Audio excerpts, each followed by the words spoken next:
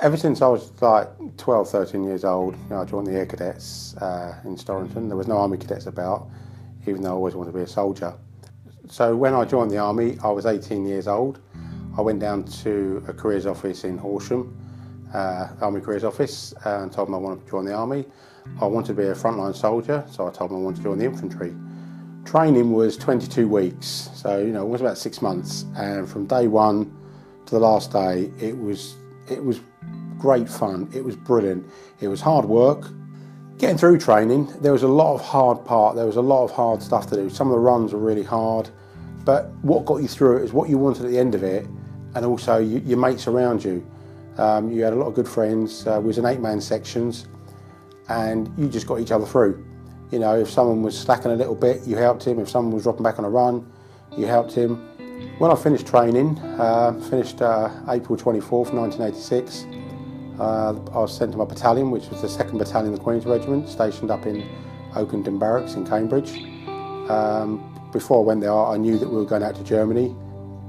When I was in 1 platoon, and then I moved across to 2 platoon, and just after I moved across, we got a new corporal who got promoted from a lance corporal to a full corporal while he was in C Company, Alex Bannister, and he came across to us and to start his new path as a section commander. And he was someone you looked up to and thought, I could be like him.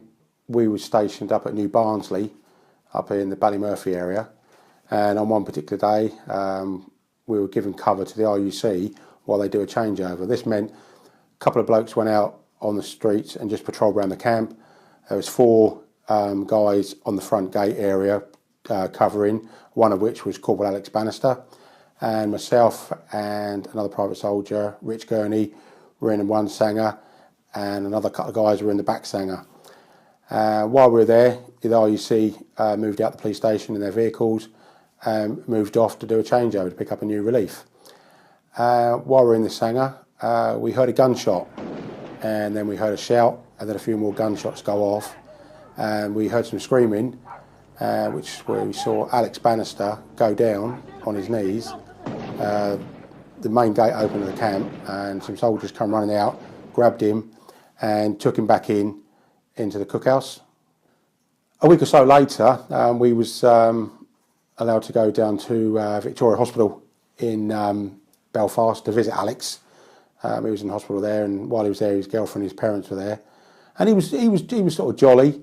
His spirits were high. He was telling us that he was going to be paralysed, sort of like from the waist downwards. He's never going to walk, and he was all about talking about buying a pub. Obviously because his career was over in the army, and he was in high spirits. And we had a good chat with him for a little bit. Just over 3 weeks later, after this incident, I was on my 4 days R&R, 4 days leave from Ireland back to the UK, and it was a nice sunny morning. I got up, went down to the town to get a few little bits, get myself a newspaper. Got the newspaper, went back home, got myself a cup of coffee. I was sitting in the lounge in my parents' house, reading a few bits of the article, and there was an article about Northern Ireland. And as I was reading through it, down the bottom, it mentioned 2 Queens, and then sadly it mentioned that Corporal Alex Bannister sadly passed away in the early hours on the 8th of August of his injuries, which was a very emotional moment.